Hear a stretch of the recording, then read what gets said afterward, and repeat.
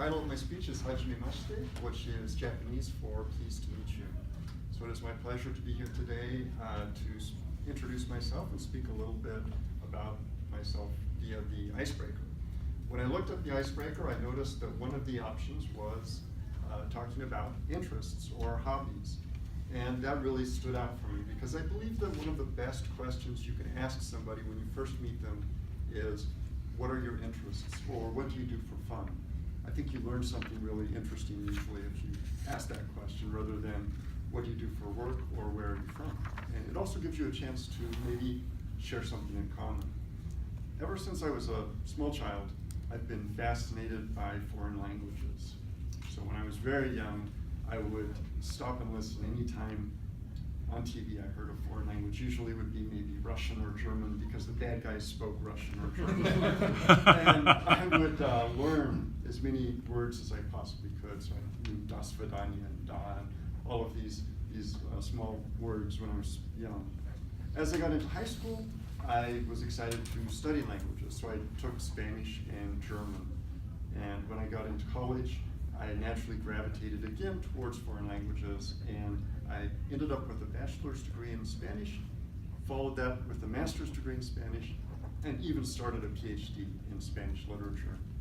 I studied other languages while I was in college as well, including Hebrew, German, Japanese, and Latin.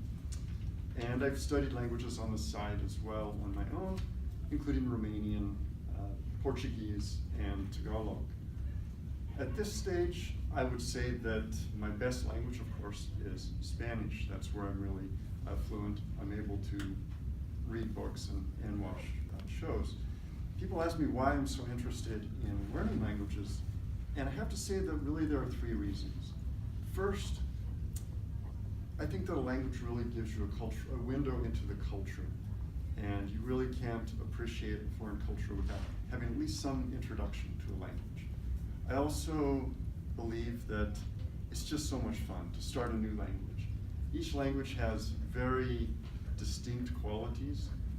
When you very first start, for example, for me, Tagalog is a very new language. I've just started to learn it. At this stage, I can say very little. I can say I understand a little bit of Tagalog, not very much. That is, nakakaintindi ako ng konting Tagalog, hindi masyado. That is kind of my limits in Tagalog at this stage. The next stage, which I think is, of course, very challenging but perhaps more rewarding, is that stage where you're moving from a beginner or starting phase to that intermediate, where you can actually have very basic conversations.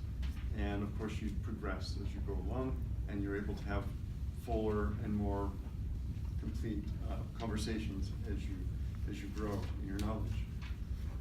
Another question people sometimes ask me is, how many languages do you speak?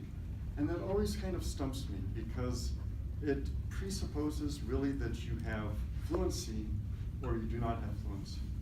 But there's a whole area in between that I think is also very valuable, even if you can only say a very little bit, say in Tagalog or something like this. This gives you a touchstone, at least an opportunity to reach out to somebody from another country and speak a little bit of the language. I hope that my speech today, just talking about foreign languages, may inspire some of you to perhaps pick up another language, or if you've studied a language before, to go back, revisit the language, and perhaps try to study it again, because of course you do lose language over time if you do not use it. And that is my icebreaker today. Thank you.